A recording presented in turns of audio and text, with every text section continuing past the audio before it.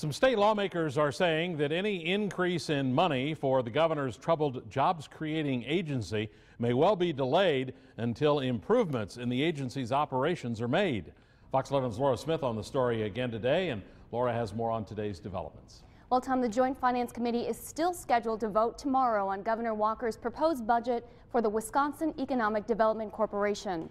This despite a recent audit which showed the agency may have violated state laws. Tonight, we have balanced coverage.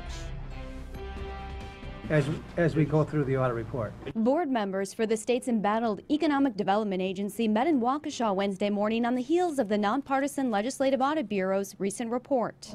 It seems like it's been difficult. Some members say the Wisconsin Economic Development Corporation hasn't properly communicated issues to the board, making it difficult to provide oversight. The WEDC described steps already being taken to help solve problems, including new procedures for evaluating and tracking loans. We're not going to let up until we address every one of those concerns, so that ultimately the real focus going forward is on job creation. Thursday, 2 other meetings are scheduled at the state capitol that concern the WEDC.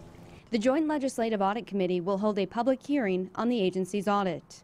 The committee's co-chair says she wants to hear about changes the WEDC has made and will make in the future. As you know, the legislature, we are the stewards of the taxpayers, and we want to make sure we're getting our best bang for our buck and getting accountability and transparency and uniformity across the board. In another wing of the State House, the Joint Committee on Finance will take up parts of Governor Walker's 2-year budget. This year, the agency had a budget of nearly $77 million. The governor is asking for approximately $61 million in 2014 and nearly $67 million in 2015. Democrats have called for a delay on a vote given the issues raised in the WEDC's audit. All indications are that WEDC is a financial train wreck out there, and we should not be voting on giving them more money on Thursday. The committee's Republican co-chair says the JFC plans to move ahead with a vote, but adds the money may be held until the WEDC changes its ways. We're going to require them to come back